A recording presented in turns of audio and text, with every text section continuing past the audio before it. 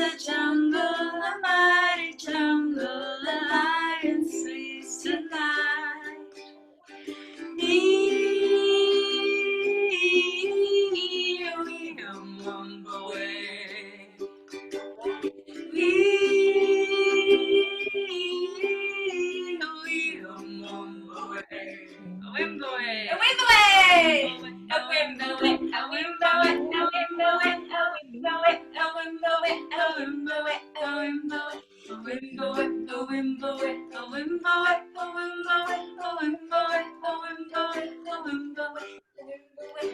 I don't know if anybody knows this, but there's actually a second verse to this. Oh, I didn't know that. Yeah, it's in the village, the peaceful village, the lion sleeps tonight. So if you know it, you can sing along. In the village, the peaceful village, the lion sleeps tonight. In the village, the peaceful village, the lion sleeps tonight.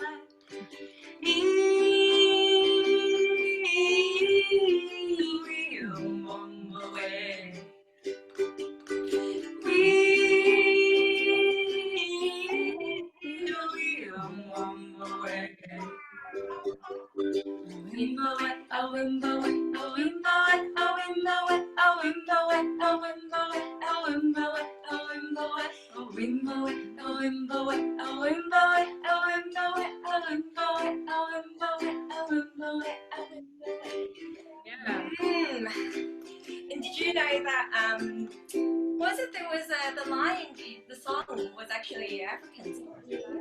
Definitely. Yeah, I don't know what the meaning of a wimble is. Syrian language. Oh, we probably shouldn't find out. No, I have looked it up before, but my mind's going blank.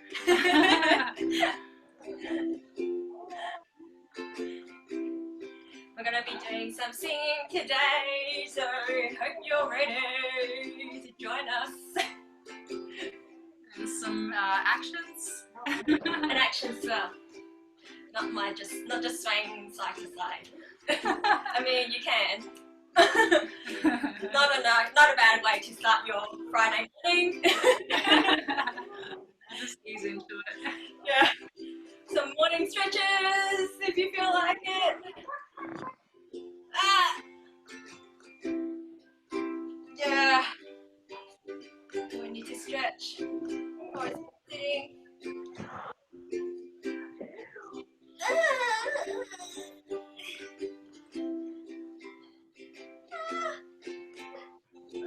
And if you have wings, I'm sure you'll be able to flap them. I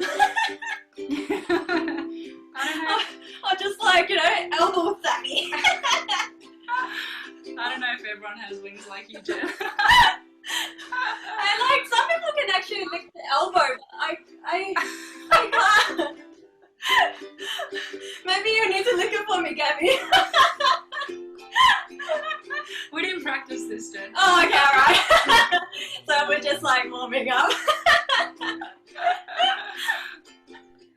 As we're just hitting o'clock, I'm just gonna step in and keep playing. If I reckon Gab, just keep playing. That's such a great entrance music for everyone.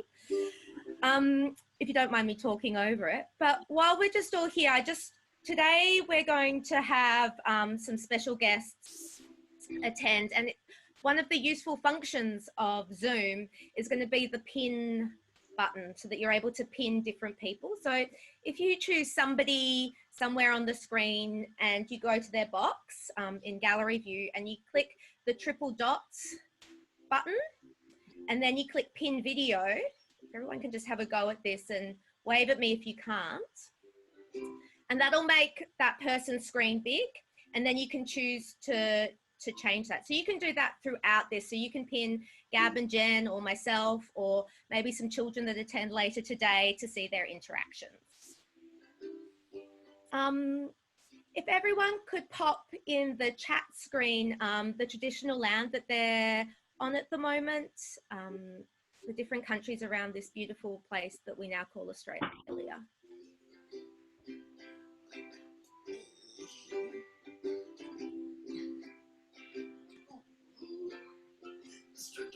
I can already see one little child space. Good morning, Zoe's little person. Can we all wave to Zoe's little person? Give them a big wave. It's a very brave.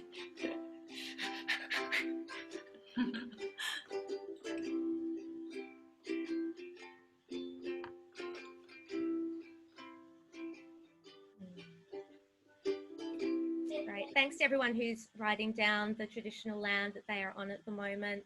If you haven't done so yet, or it's a land that you haven't seen listed, please pop it down in the chat.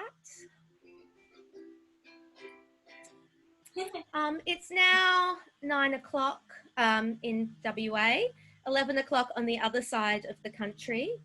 Welcome everyone to season 2 of Shifting and Stirring. Hooray! We're all here, hooray. We're thrilled to be able to be back with 4 really interesting, I think, workshops over the next 4 months. I'm very excited to have Karklu on board. I'm not sure whether anybody from Karklu's here.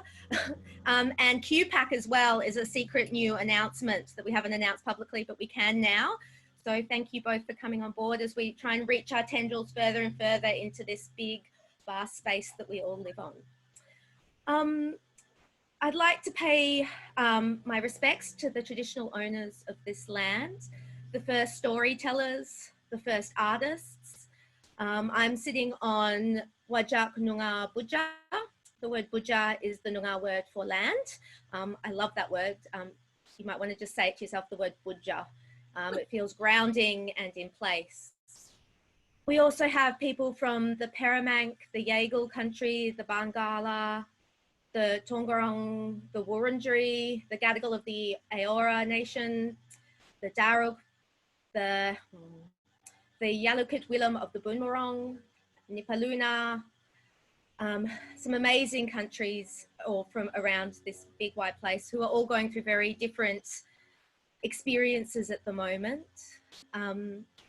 I've been reflecting this week, somebody pointed out how generous the traditional owners of this land are, and I've just been thinking about generosity a lot this week, and generosity amongst communities and artists, and how grateful I am for the community and peer group of peers that I work within and how generous they are. Shifting and Stirring was founded on acts of generosity and sharing, and today we have 2 artists who are generously sharing some insights into their practice today. My name is Alex, and I'm one of the co-founders of Shifting and Stirring. Today I'm around a 30-ish-year-old woman. I have short brown hair. I am in front of a pink wall, which is actually my garage. And you can see just in the corner there a yellow boogie board and a lawnmower. We're trying to improve practices. So today, if you speak, if you can describe who you are so that anybody who's vision impaired is able to have a context for who's speaking, please, that would be great. I'm now going to hand over. Oh, sorry, got to say, we're recording this session today. There will be, when the children come on, we won't be recording, but the rest of the time we are. If you have any issues with this, please feel free to switch your video off. You're very welcome to do that, and always open to having a discussion around any concerns. Please just email me. Okay, I'm going to hand over to Jennifer Tran and Gabriela Georges, who I think you might be able to spot as the presenters today. Over to you guys. Thanks, Alex. Thanks, Alex. Good morning, everybody. My name is Gab. I have dark curly hair, 2 pigtails today, and I have a blue nose and white paint on my forehead, and I'm wearing a black and white t-shirt that looks like a penguin tuxedo. Hey everyone, my name is Jen. I am standing next to Gabby. I am wearing a onesie owl, blue and white. I have black hair and I have white makeup around my eyes and a yellow nose. And both of us are standing in front of a white wall.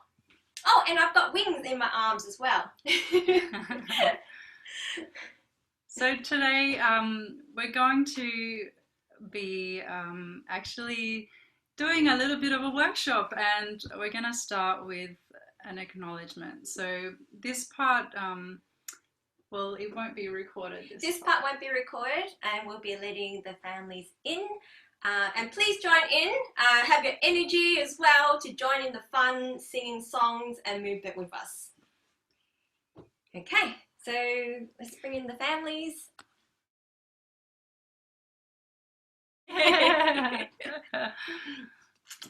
So now we're going to be just basically talking about some of the things we've learned through these workshops that we've been running, and basically just talk about some of the tools that we use. And yeah, it was actually pretty fun to see all the adults playing along as well.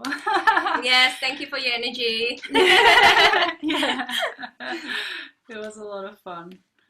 So, maybe you can just put in the chat one response you had, one word actually, one word in response to the workshop.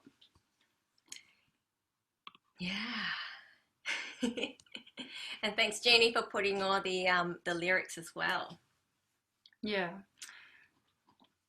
Yes, lullabies. Joy, warm, smile, joy, fun. Energizing. Yes. Uplifting. Oh, zizzing. I need to know what that means. Zizzing. Yeah. Thanks, Georgia. New word for the day. Yeah, I like that. Journey, fun, welcoming. I couldn't sing, and this little one can sing. Only a Linta's allowed to sing. Yeah. Fair enough. Fair enough. Kind, community, gratitude. Oh, I love these words. Okay, gratitude, engaging, calming, peace, busy. I like all these Z words. Yeah, we should buzz that. Jizz. Oh no, No. no. Sorry. Wrong one. Too far. Sorry. All right. Anyways, thanks for giving us a bit of feedback. Maybe we should really set the context about our work. So, even who we are, actually. Yeah. So for those who don't know, my name is Jen, and I have a background in interior, industrial, set design, anything that requires a designer to problem solve, like a service program or product. I basically use my design skills to engage with people, people from all ages, mainly people from the western suburbs, and people from ethnic backgrounds. Mm-hmm. Yeah.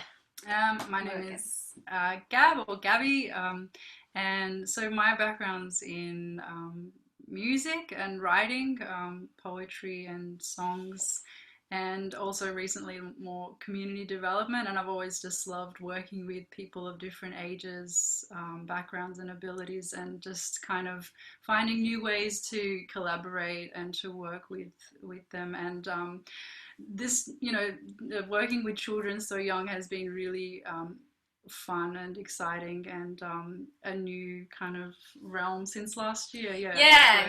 So the context prior to actually creating this program with Family Service and ArtPlay, with this online program, it all started from last year with a picture book. So it was a picture book program that we were commissioned to do with ArtPlay, in collaboration with Family Service. It was basic to engage families who just need to a bit of a connection in the community. So this song, so I was engaged with for ArtPlay as a lead artist and installation artist, and they wanted me to do create installations which are based on different cultural lullabies, and that included a Mandarin song, which is in Chinese, a English song, and Amharic and Arabic. So 4 different languages, including Indigenous song as well. So I can't facilitate song, so I needed to find someone that can sing all those languages and also be able to work with children under 5. And Gabby, who can also speak Arabic and is a vocalist, I brought her on board to be able to co-facilitate that. And then we engage a Indigenous artist who also was able to create his own song, because culturally, like, he wasn't allowed to share some of his tribe's song, so he made up his own song. So it's all in this book. If you want to get that, I think ArtPlay has more copies of this. It's called A World of Lullabies, and this is the Indigenous song with Jack Shepherd down here. He is also a performing artist there. And with the song Eshururu, so I think we should explain that. So initially Jen was trying to find an Amharic singer or musician that could co-facilitate. Yeah, we have a lot of friends who are in the community, but none actually has worked with children under 5 singing lullabies. So we had to. Oh, did you want to tell a story?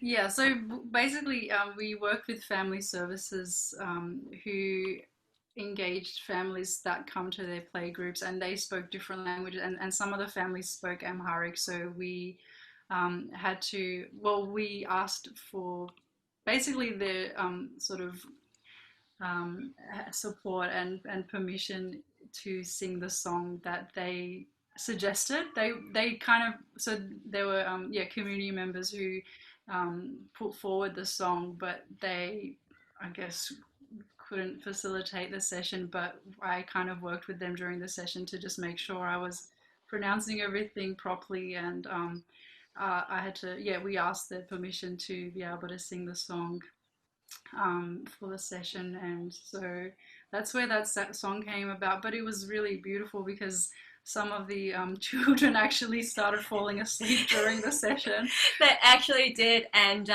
one situation where a family, the parents were saying to their children in Cantonese, because I can speak Cantonese and Mandarin, and yeah, the mum said, "Don't really sleep, just pretend sleep," you know.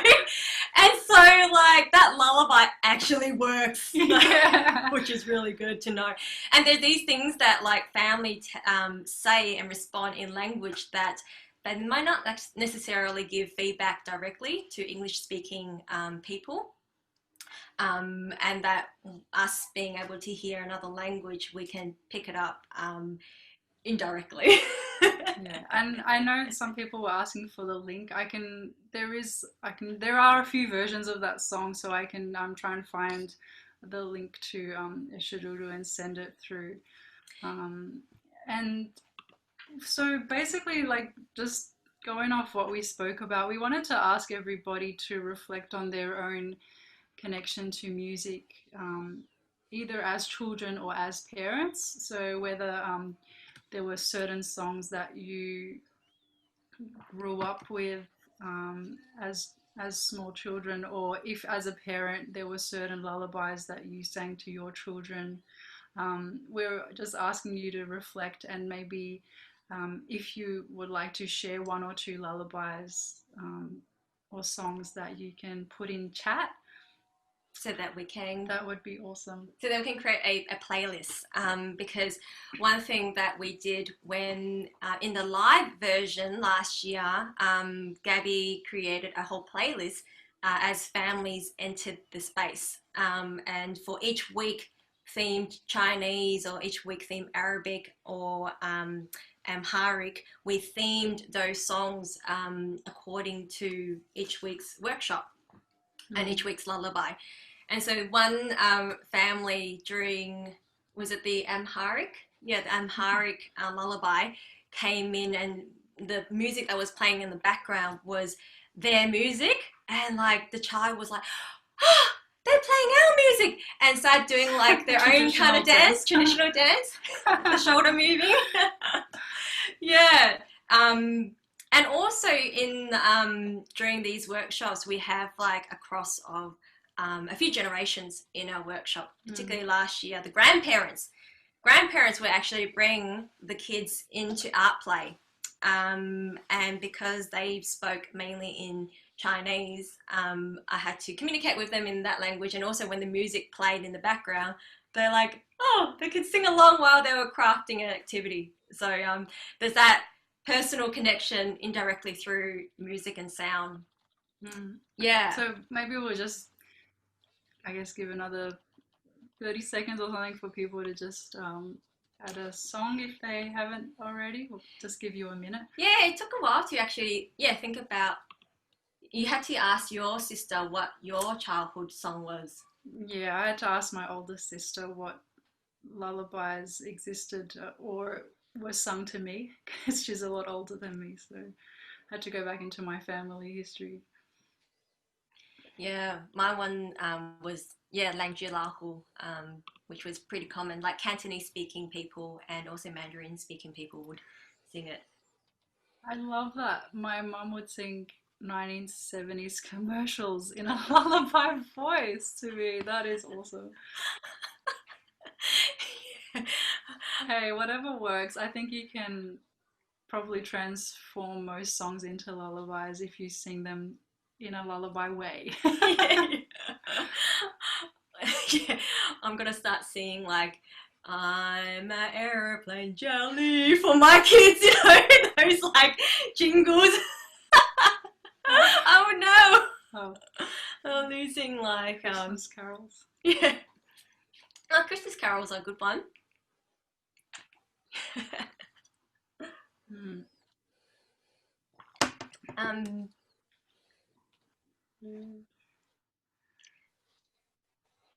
Blackbird, Alana was like, whenever anyone sung My Boney Lies over the ocean, I used to cry. Relatives thought it was funny. Also, Blackbird by the Beatles was sung to me often, and I loved it. That's a good Thanks, one. Alana. Thank you. Oh, a German lullaby. A German lullaby. I don't want to try and pronounce that. Bin ich. Oh, wow. Can't wait to listen to it. Yeah, thank you. Swahili. Oh, wow. Asleep by the Smiths. Oh, I'm so excited. The Skyboat Song to Me. And Do you know it? Made up. No, I don't know that one. Very 70s. I love the making up songs as well. Girl Day by Sparkle Horse. Yeah, if anyone wants to unmute and like give us a bit of a snippet, that would be great. Obviously, we're not from the 70s generation. Apologies. Yeah. Skyboat song, that's another one. I was with the Skyboat song, I've been teaching that to some cello students because they want to go busking. And I said Skyboat song will be perfect because people have such nostalgic connections to it that they'll give them lots of money. Yeah. Can you, what's the melody? Like, speed bonny boat like a bird on the wing over the sea to sky. Yeah. Carry the lad that's born to be king over the sea to sky. I just put a link from YouTube, but I don't know if it's exactly the same version. Now that I've heard it, it does actually ring a bell. It sounds very familiar. Oh, thanks, Tanya and Zoe. Nice. Thanks for sharing that. Now I feel like a bit more like putting more songs in the lullaby bank. All right, shall we move on to the next? Yeah. Thanks everyone for that. So this next part, you can please continue to like put it in the chat as your memory unfolds. But we would like to start unpacking some of our engagement tools with you. So some of the tools that we use in our workshop. So presenting in a costume, presenting in a onesie, to to actually make it a bit more fun and not like your everyday kind of person. So that's why we chose to be dressed up in costume, because last year we dressed up in tigers. Whoa. That was probably, we went a bit, we had a tail, and kids would just run around trying to grab the tail and they were really alive. So it wasn't great for focus, because all they were thinking about was running around chasing us, and they were very excited to have tigers leading the workshop, but so we had to tone it down a little bit after that. But I guess it's a bit different on Zoom, but we still use makeup and our hair as a way of just making it more exciting for the kids. And thanks, Alex, that it shows that it works, that we're actually quite active in the screen. That also helps. Thanks for helping us unpack that. So if you see some of the engagement tools that we use that we may not have thought of, please add it into the chat, because this is a bit more of a reflection. We may not see outside of ourselves. But some of the other stuff that we use, in song. So I learned, I guess I was told that repetition is the key, and so I just I still wanted to make it kind of interesting in a way by playing with speed, with tempo, and with volume. So sometimes we'll go fast, sometimes we'll go slow, sometimes we'll be loud, sometimes we'll be quiet, and that's a way that I've found it to keep it interesting also for myself as someone who's playing the music and singing. You don't want to just keep repeating the same. Sometimes it can get boring for you as a performer or as an artist. So it's how do I still use repetition but play around with other things? And one of the most common words that 1 and 2-year-olds use is more. Again! For those who have kids, more again! And one other thing actually we like to think about is having a hype person, and that's for anyone who likes hip hop, it's a hip hop reference. It goes back to the hype man in hip hop. That's sort of the support person to the main MC or whoever's performing, and it's someone who just basically gets the crowd excited, just adds to the energy, and is in the background, but also Jen, so when I'm singing, if I'm singing and playing, Jen's the hype person. Yay! So we kind of draw on that as well. We found that kind of lifts the energy as well. And if she's leading, it's a bit harder when you're doing craft stuff to be, but I try and be the hype person for that part. It's so making things. Yay! Great work. So we kind of use that idea of the hype person, so that both of us are always I guess engaged and working together. So we always have fun. We try to kind of keep it a bit more conversational a little bit, but professional, because sometimes because we've got this connection that we can gel off our energy, and also, as you know, we're in the same space, and it's a choice that we made even during this lockdown, that there's no way we can deliver a song and you're splitting 2 screens with the action and the singing, and it just wasn't gonna come through. Because we dropped into one of the family service play group and watched how they as part of our process, we watched how they interact with the families and also meet the families ahead of time so that they're a bit more familiar and know what's coming up. And the family service staff, there was 2 of them, and they were singing, and you're trying to get the families to sing. It just wasn't working. And if Gabby was to play her ukulele and I'm singing on the other side, it just wasn't going to work. So we made quite a conscious decision to be in the same space during this time. Yeah. We also we live within 5Ks with each other, which is very good, helpful. And we go for a walk after each workshop. So we came for a walk. Yeah. And we leave it at that. So we do, we always introduce ourselves to the families before the actual workshop and before the program starts. As a way of just starting to form that relationship with them and build rapport. Yeah, usually we totally forgot to do it today, but usually we introduce ourselves in language, but that's because depending on who the families who are there, so wasn't many families today who spoke Cantonese or Mandarin or Arabic. So, but in other spaces, like in last year in the space, there was a lot of Arabic speaking people, and so Gabby would use some of her languages and I'll use some of my languages as well. But at the moment, totally forgot about that. And also, like, part of this program, we created little friends. I'll bring my little friends. Oh, excuse me.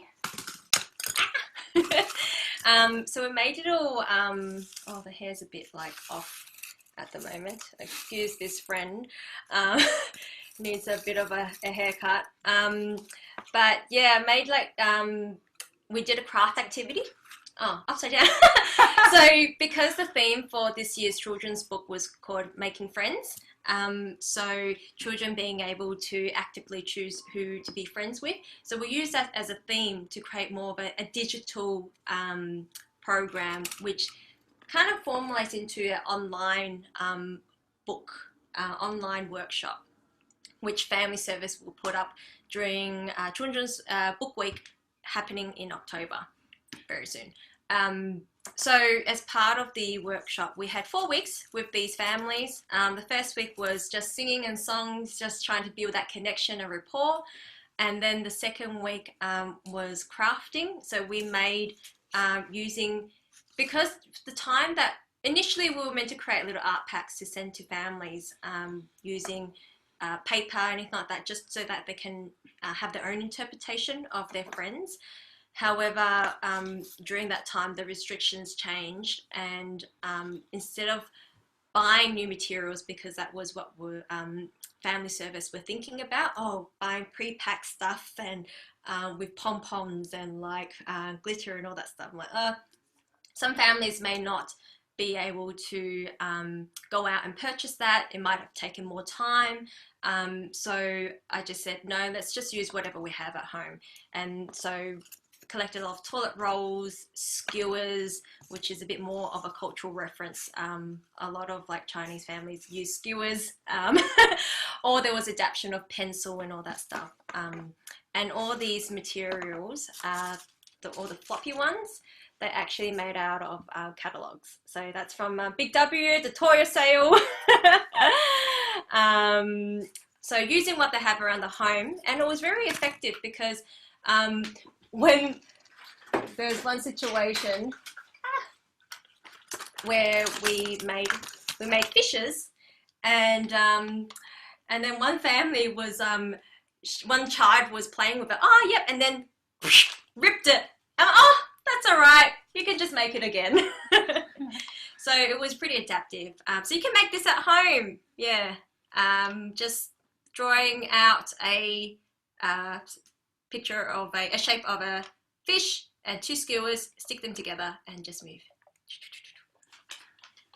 Yeah, so it was just, I think Jen made the conscious decision to just have them use what they had at home instead of buying things. And all the families, we checked with the families to make sure they had those materials at home, and they all said they did. So it was fine, to go ahead. One last thing before we open up to some questions. I'm sure we've just been talking to you. One last thing before you can ask us any questions is we had the staff members inside our workshop, and basically before we go to the families and spotlight them on the screen, because we want to see what they are making, we'll use the families, the staff, the support workers, to spotlight them and go, oh, Tamara, can we see your one? And then we'll spotlight the staff member so that the families will get prepared that, oh, it's a spotlighting time.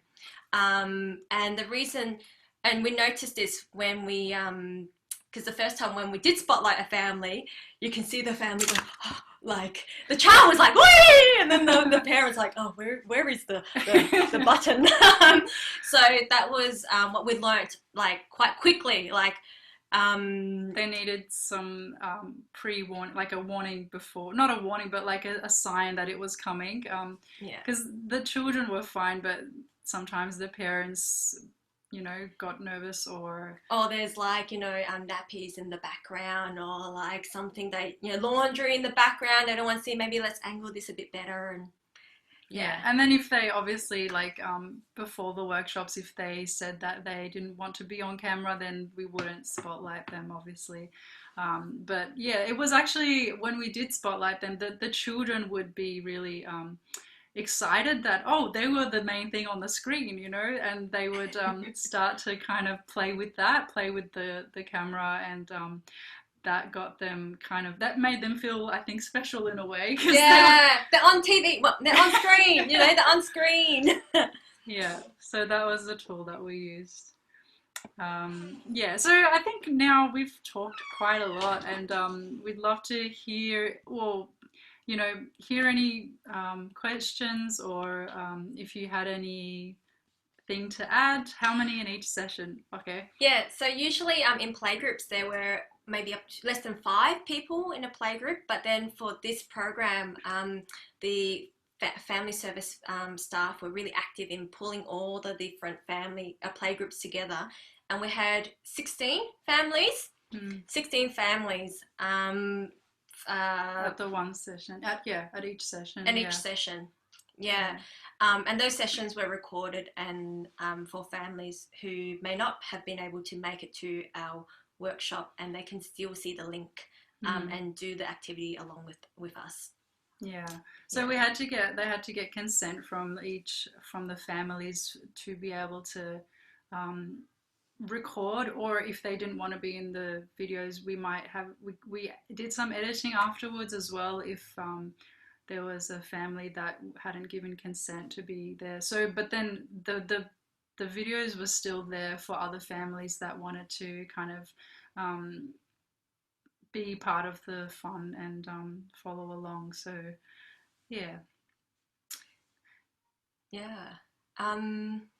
how long did the kids' attention span last? So our session was meant to be 30 minutes, and that was 3:30 to 4 o'clock. But we we know that they were only 30-minute sessions, and the kids actually quite engaged throughout the whole thing.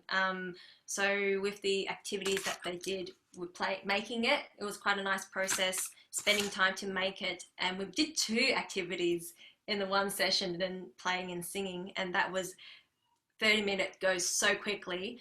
But we allowed 15 minutes leeway, because families tend to be coming in a bit late. So we did our sessions were like 3:30 to 4:15, just to give families that time to like come in a bit later. And it was surprising, because I think usually the attention span of kids that age maybe is like, I don't know, around sometimes 10-minute activities I think are okay. Yeah. But with the music, they were just like jumping up and down Yeah. and like So we gave like dancing. We gave options of singing, dancing, and making.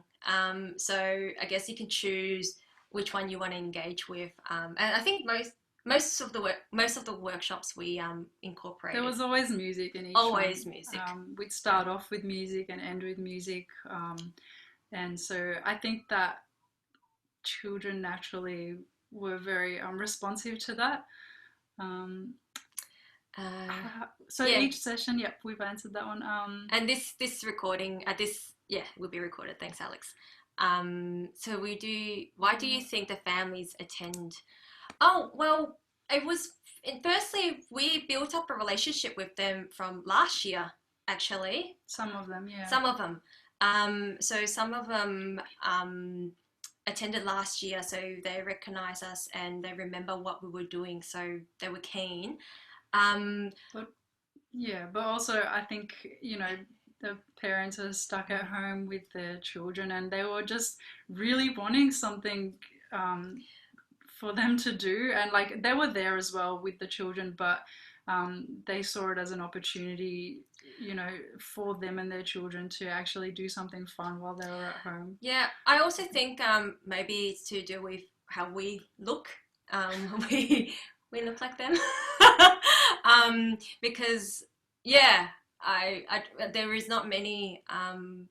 There isn't many facilitators working with children who are people of colour, actually, because recently the ABC has put out a call out for more people of colour performers and facilitating kids workshop, or not kids workshop, but more POC people performing. So it's maybe we potentially feel the need. Don't know. We should probably just ask the families next time.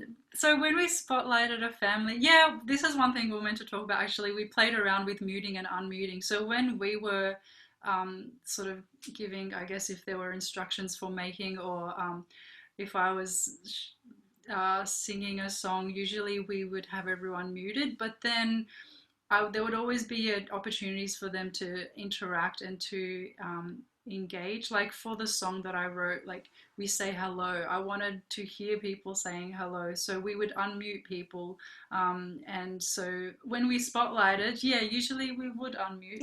Usually they unmute when they spotlighted, but doing the instructions and us singing, it's just more clarity.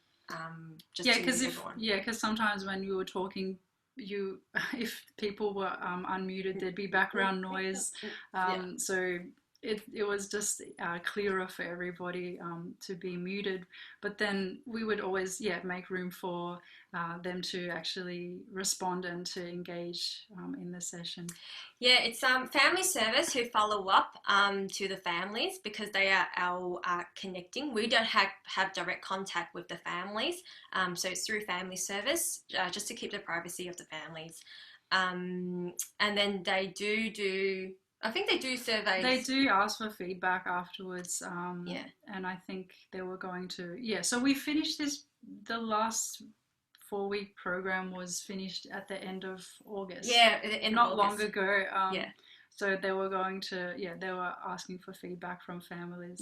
But at the end of our last session, we asked for verbal feedback, and then families were like, "Oh, thank you, can you do it again?" And like asking family service to like put us on. And we're like, "Yeah, family service, put us on, please." So they, and some of the families came. Some of them probably didn't make it, but that's okay. Today there were some of the families that were in those sessions, they wanted to come to this one as well, so that was cool. So how do you evaluate the impact? I guess during this, I don't know, you can think about that, but like during the sessions, it's really for me about seeing engagement and direct, immediate kind of responses from the families and from the kids. if I'm not seeing them kind of Yeah. engage or look interested. But of course, like children have a shorter attention span, so but generally with music it's very direct, it's very immediate. So that's one way during the sessions that I can tell, oh, okay, they're enjoying this. And we currently have one screen which is the gallery view and laptop, and another screen, like, so you can see my eyes looking up, is our other screen. So that screen was the full spotlight, so we can see ourselves. And then this small one here is for the thumbnail, so we actually can see families as well. So when we're doing our workshop, like I can see that, oh, they can see, so I can see my hands in screen, and then I can also see, which Gabby is helpful with, is seeing the engagement. And so we will look at who's engaging, and we can see, evaluate by them making. So if I'm making something and they made it as well, I consider that a success. And for them to continue playing with it, that's even like a success for me in terms of the crafting activity. So I guess we make the decision to be able to see everybody while we're running the workshop, because we want to see what's happening, like what they're doing as we're running it, to see whether they're responding, whether they're engaging. Because if we're just seeing ourselves, it's sort of just one half of the one half of the program. So we want to see what people, how they're responding, and that gives us feedback as well as we're going. I talk about, well, we have quite a close-knit network with the artists, people of colour, cold artists in the western suburbs that we both reside in.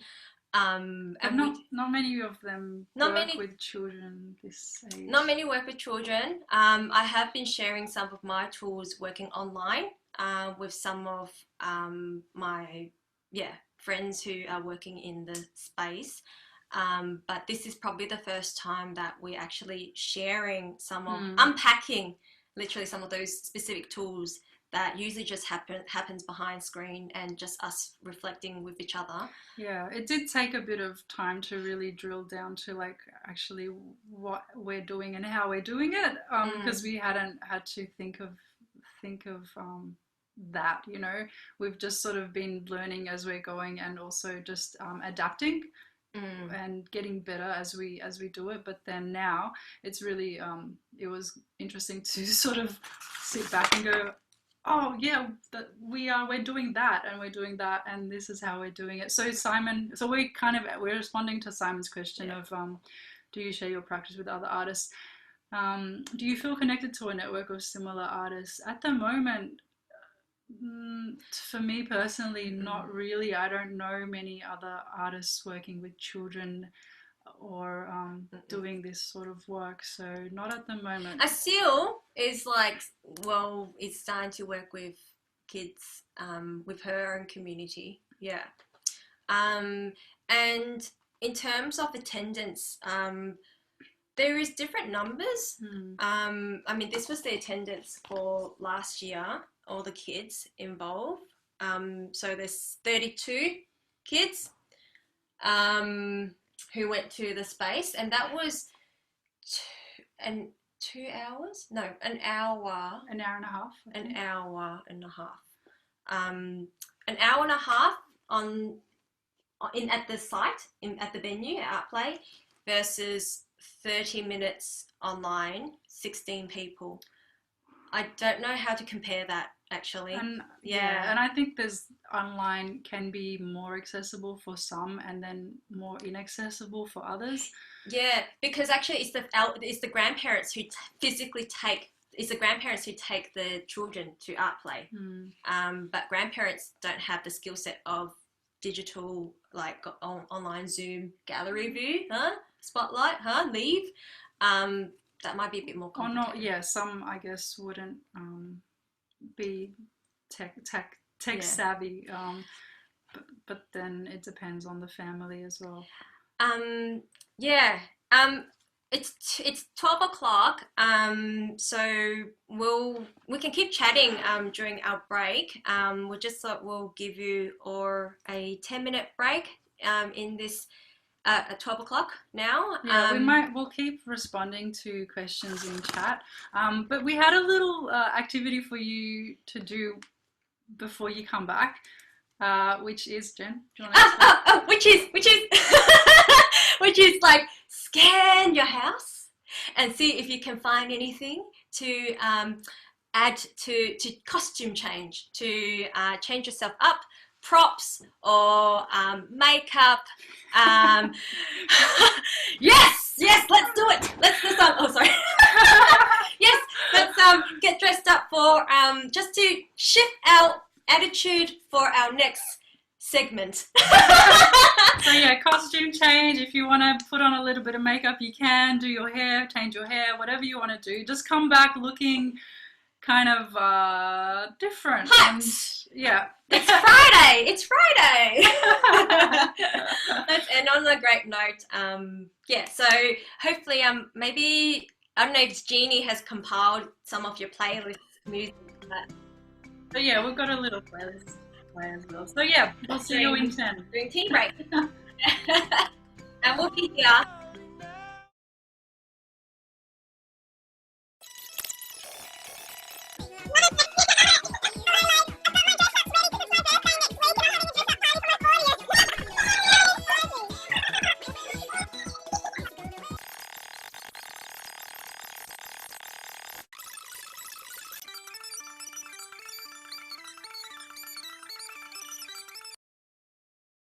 Okay, music stopped. We're back. We're back.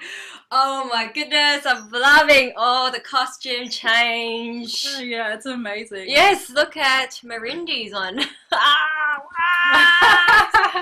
were like, and loving the onesies. I got. I feel like are they meant to be like coronavirus? Oh, yeah. I love it. Oh my God. They're actually traditionally woven pieces, but we've used these, and we actually made them before the coronavirus, actually. So, yeah, it's from Native America. That's a Native American weave, and this is Gukuyalanji, where I come from. And yeah, it's something that I use in my little kids space that me and my co-friend or co-host Leah Pa'apa have been working on. So yeah. Awesome. I don't know. It's right there, so yeah, it's my head. And you are listening to Dan Sultan's album for children. I should get the name of that, but yeah, it's really great actually. It's called Gnarly and Friends. So Dan Sultan, who's an Aboriginal artist, wrote the songs and recorded them. Amazing! Awesome. What is that material that's spiking up? Oh, you're on mute. You're on mute. It's all skewers. He's literally just come in and said, "Mum, can I show them this?" So, just some Play-Doh and skewers. Yeah. Skewers, yay! Then my fish will come and eat it. Yeah. All right. Thanks for showing us that. Yay, that's amazing.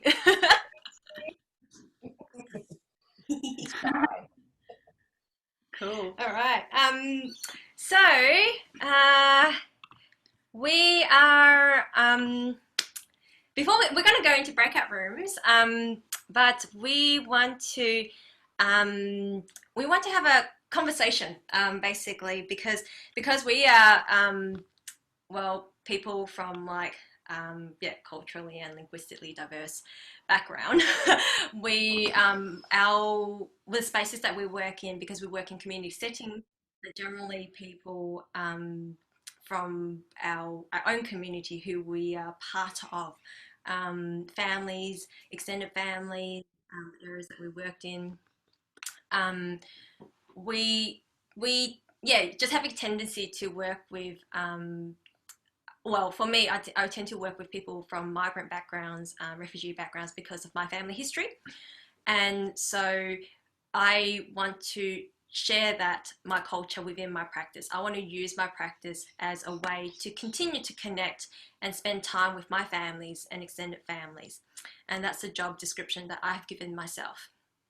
And so I'm curious as to whether you actually bring your own culture, whatever culture it is, into your own practice. Do you bring your culture into your practice? Do you even want to? Is there even a need to? For the spaces that we work in, like there is a need for that because there is less representation.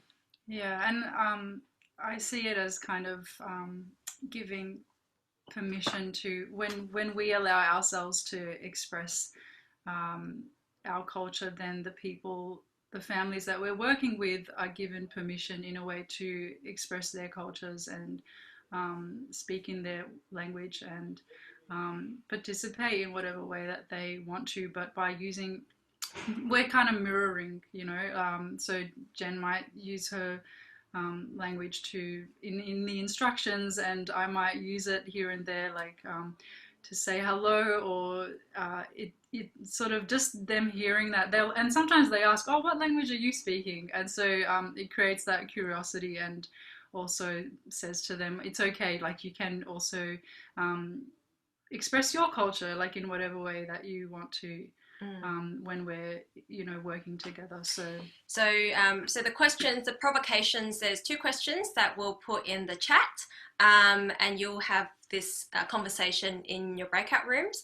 So 1, how do you bring your culture into your practice? Do you want to? And second question, what does culture mean to you? Yeah, and just before we go into that, just a little bit on cultural safety. So we can never really guarantee cultural safety for the people that we work with. It's very much a subjective thing. And so cultural safety is defined by the person that is at the other end of whatever service you're providing. So it's sort of, we can only kind of check in and see how people are going throughout the session, and but we can never sort of say that we're making a safe space, because it's not up to us as facilitators to call it a safe space, but the people participating, they determine where there is a safe space. Anyways, so yeah, you'll spend maybe 5-10 minutes inside the breakout room, and we'll send a message out to tell you when to come back. So enjoy. Thanks, Jeannie, for organising all that. We'll see you soon. Bye.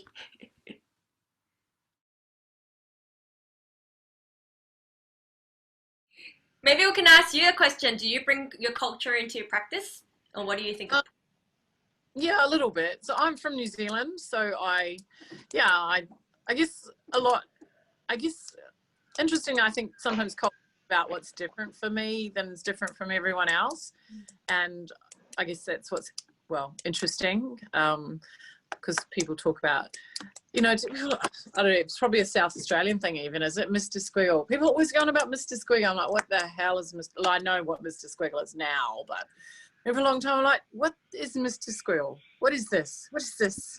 What is things that people take for granted, that when you grow up in a different culture, you're like, I don't know what you're talking about. Like AFL, like, who knows what's going on? I grew up in Melbourne. I'm not even like into AFL at all. No. But yeah, I guess to a certain extent, though, that kind of interest in sport is a cultural aspect of certain people's lives that's different for other people. So culture's such a broad-ranging thing, because it's not just about our traditional or the culture that we're brought up in or brought up with in terms of our family dynamic, but what kind of cultural identifiers we have as people make us, that we identify with. And it's a changing thing, isn't it, culture too? Yeah, it's not static. Yeah, I mean, in the practice wise, like, is adapting to more of a digital culture now. Just how young people have such different expectations from us as adults than I was expected to have as a child. So that's a cultural shift as well in terms of how children expect to be treated and what their knowledge of the world is, and yeah, those kind of things. So I guess for me it's just about being open to other people and that they're different, which is hard, but it's always I guess an acknowledgement that I don't know the answer, and that I'm constantly having to remember that I'm the way I am and not everyone is the same. And I think that's really important. Yeah. What's so hard about it? Well, I just think because we don't even understand many of our biases, you know, they're so ingrained in the way that we view the world, that's what's difficult. It's stuff we've been trained into ways of thinking that we don't always really conscious of, and so it's a constant ongoing process of dismantling that for other people. Yeah. And for children especially, because they don't, you know, they're getting indoctrinated without even understanding it. You know, I automatically make my children believe certain things that I think are important, but are they? I don't know. Thanks for that, Deborah. Thanks for the chit chat. Welcome back, everyone. We just wanted you to, we wanted to invite you actually to share some of what you spoke about or your reflections in the chat. Anything that you wanted to share.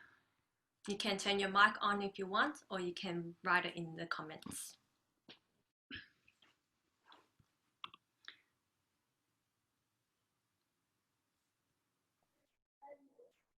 We were talking about, someone in our group mentioned about the difficulty to talk about culture across this sort of screen online space when you're missing that, all those cues that you get when you're in a room full of people. I think that perhaps kids that maybe from your experience are a bit easier to read online. They're very expressive, more so than us as adults maybe. But yeah, we were talking about that difficulty with culture across this space. It's tricky to maybe to keep it alive as much. Yep. Thanks for that. Thank you, Amy.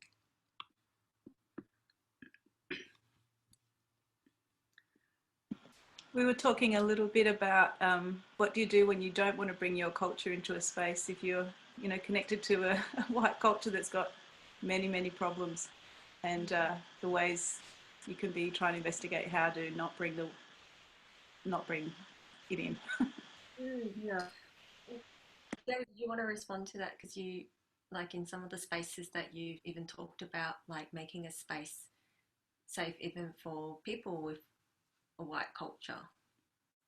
I guess just acknowledging that, you know, that even if you're not linguistically diverse, like you still have a culture, and sometimes like it's worthwhile just acknowledging that your whatever background that you come from, because yeah, I feel like there should be space for everybody, even if you don't want to bring that into your work, but just acknowledging that is where you come from, and that's your background, is a good start. Yeah.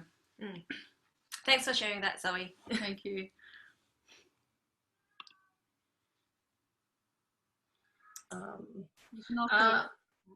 So sorry, I just kind of shared, I guess, a bit of my experience in terms of being a mum, but also growing up without, you know, some of the stuff that I've now bring to my babies, and how important that is to identify myself and my family as First Nations, and I guess reconnecting to our bubu, to our lands. And in doing that, you know, obviously I shared these here, the different motifs. We kind of bring that into that space and feel it is important that our kids start their journey, you know, with some of our motives, with some of, you know, our sensory items, you know, such as, you know, the what do you call woven pieces, rather than having, you know, having all these plastic sort of, you know, wooden toys. Wooden's not too bad, but you know, you're really keeping it true to who we are, you know, and yeah, so that's kind of, yeah, what we were kind of discussing. Hey, Alice, did you want to add anything to that? Yeah. Thanks, Marindy. Can't see Alice. Oh, maybe Alice just needed Are you on mute? to turn it on and off. Yep. Yep, there you go. yep. I'm here. I was talking about that I've grown up with white culture, even though I've got some other heritage, but I've grown up with, yeah, so culturally I'm white, but I just look a bit brown. But just the way of navigating that, yeah, so almost that, you know, I've learned all the values and the ways of being in the white society, but then when people see me, they wonder about this other part, but kind of that I don't feel that I own that culturally. You know, I've got some genetics, but I don't really have the authority to bring that. Yeah, so that's kind of where I'm questioning where my culture is and if or how to bring it. Mm-hmm. Yeah, they're quite. It's quite a complex thing, culture, and it takes a while, I think, to, you know, be at peace with whatever it is, like whether it's your background. It just takes like a while to really dig in and get to know who you are and where you come from, and then to be able to then bring that into another space as well.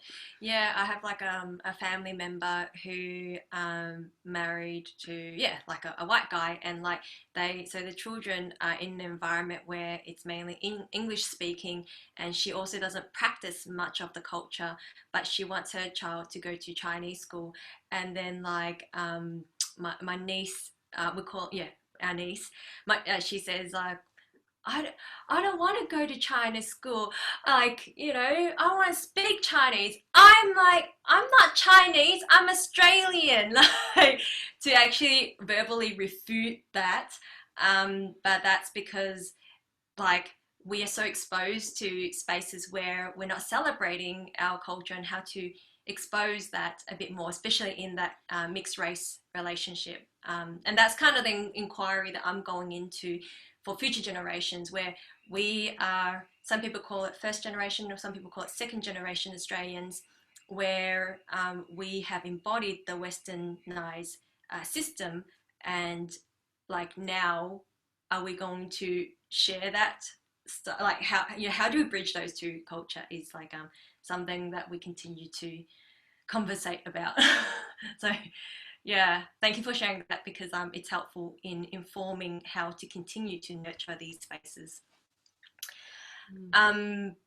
Thank you. Yeah, thank you for all this who shared. And we are going to, There's one last activity, which is partly the reason why you all got dressed up.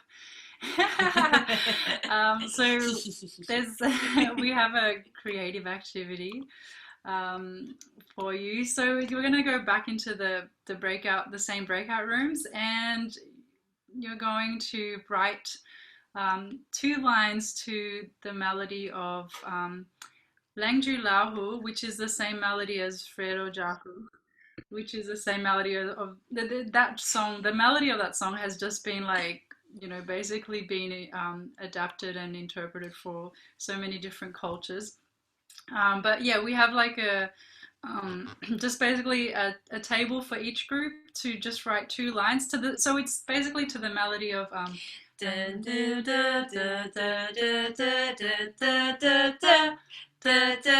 so just those 2 lines, and each one is repeated. But so 2 lines and actions to go with it. So like Langju Lahu was Langju Lahu, Langju Lahu, 跑得快，跑得快。 Yeah. So we've got.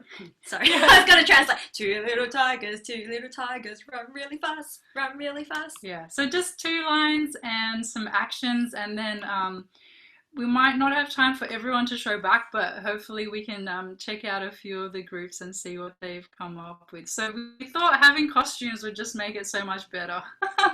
Yeah.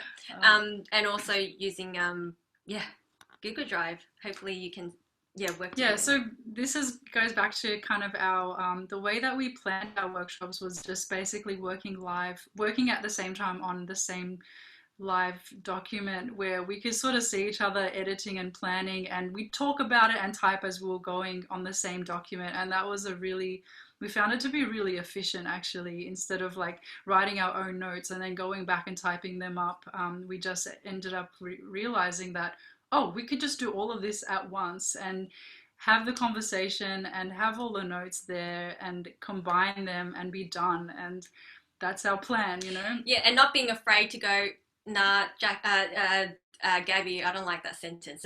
Like, rewrite it. But then because she's a wordsmith, she writes it better anyways. So yeah, just want to share some of these tools that we've picked up. Yeah, and you can sort of try them out for yourself. So yeah, just a couple of lines, the first 2 lines, and actions to the song that we sang in the workshop. So you'll have, I think, maybe let's make it 8 minutes. Yeah, 8 minutes.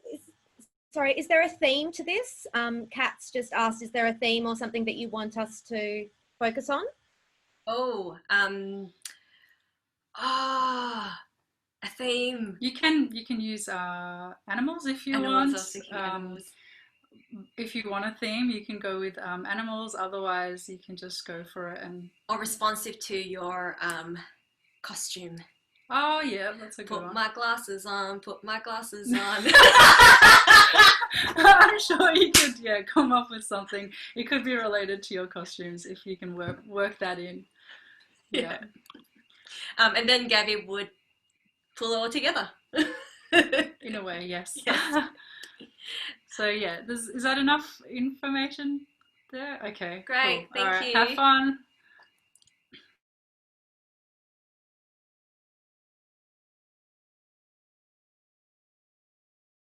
So we might actually have time. So I can only see, there's a cheeky group still writing. But maybe we'll go first with the ones that I can see. So we thought we could do a share where whoever is, so you can unmute. Unmute yourself. Unmute yourself to begin with.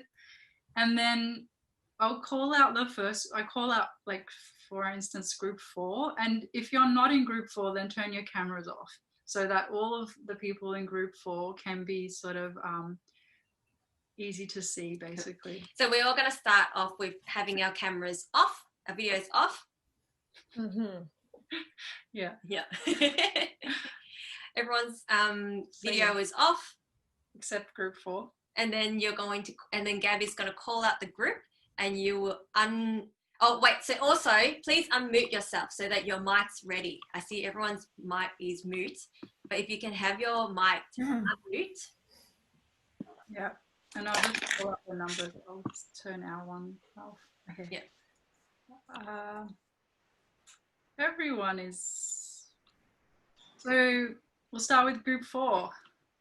Breakout room 4. If you unmute yourself, video yourself. Put your video on. Turn your video on. And unmute. Mm-hmm. All right. Cool. Okay. Go team. Yeah. You guys ready? Yep. All right. 1, 2, 3, go.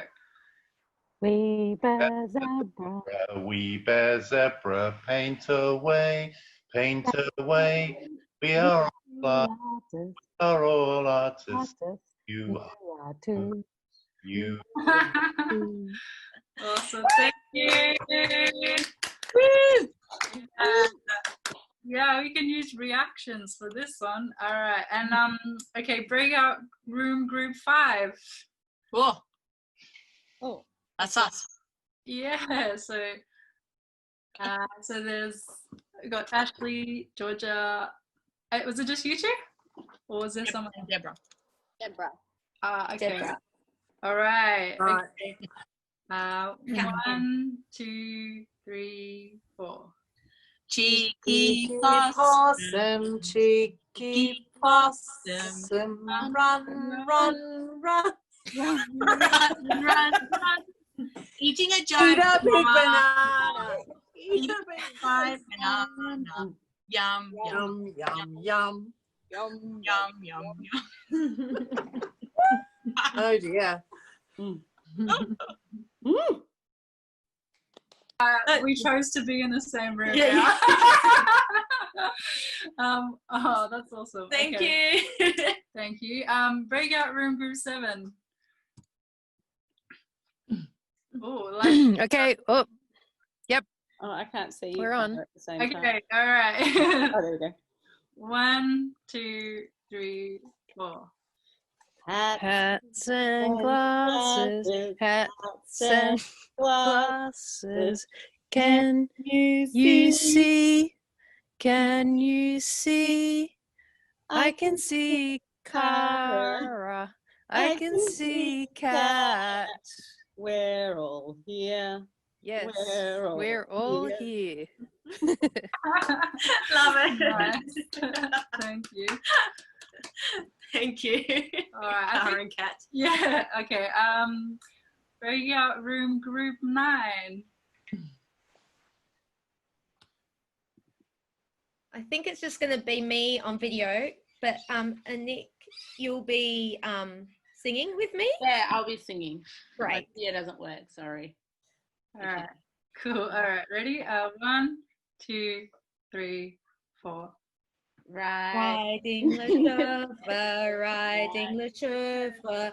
Are you grumpy? Are you on color?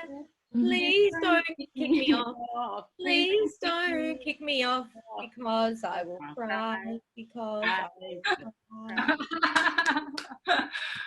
Yay. Awesome.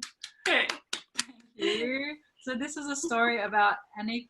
Can I just Anik in Tanzania as a child running around after wild goats trying to run. Awesome. Thank you. And breakout room group 12. So yeah, turn your videos on. Hi. We might have to give some context. Yeah. Okay. Could Marindi put her video on? Marindi. And can everyone pin Marindi's video?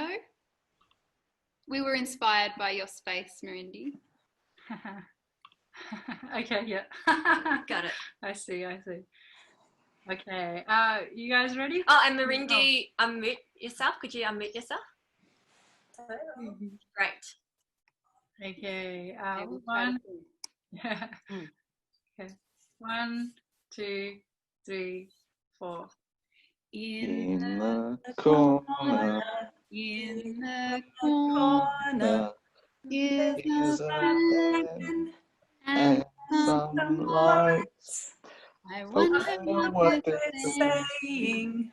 I I wonder what they're saying. Say Saying good night, night. Saying good good night. Love it. I love it. That's so cool. That's beautiful. We feel like they've been chatting to each other all through the meeting. They have been, yes. They're behaving themselves. I warned them before I come on. I said, don't you start now. No. That's awesome. Thank you, everybody. Pretty You can put your videos back on.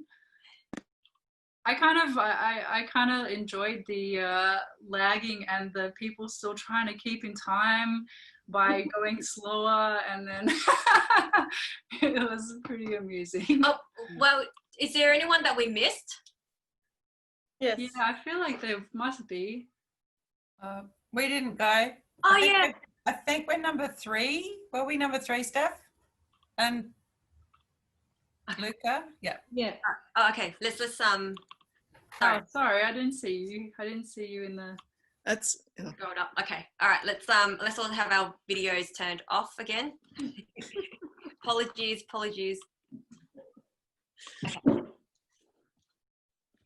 Okay. You count them in. 1, 2, 3, 4. Silly chilly, silly chilly, ding dong ding, ding dong ding ding. That's it. Thank you. Thank you. Sorry if there's anyone else. Group 9. Okay, all right. Group 9. We've already found ours. There's Alice. Oh, there you are, Sissy. Yep. Okay. Are we ready? Yes. Okay. Here we go. One guy, you're going to help us? So I've got my little boy. Okay. So this is from my language up in Muslim. And yeah, here we go. Are you ready? Yeah. Mi yul jane bilgemu.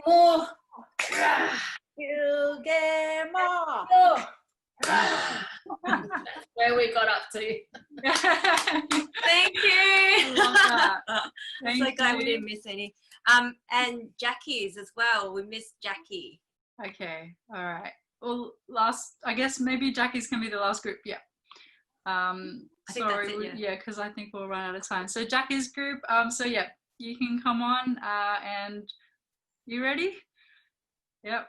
1, 2, 3, 4. Who am I? Who am I? Where do I come from? Where do I come from? I'm from Tassie. I'm from Canberra. I'm from Melbourne. Yeah. Thank you. Thank you. That's amazing. I love that. All Thank right. you. Thanks to everyone for their participation and enthusiasm and dressing up. It was a lot of fun, and I just wanted to thank everybody we wanted to thank everyone for coming, and also to thanks to Alex, Jeannie, who was doing a lot of the tech stuff, and Steph from ArtPlay, all of you for coming, the children who were here and who were here throughout, and just everyone, thanks for your energy, and thanks for having us today. Yeah, and any feedback by email or however form. Thank you. Yes. So, everyone could just give a big kind of thank you to Gab and Jen for sharing and talking and facilitating today. Thanks so much, Gab and Jen. We'll be sending out a little survey form probably in about a week, because we want to sort of see now how things, once you have a bit more time to reflect on the workshop. Be great for you to fill those out so we can track our impact.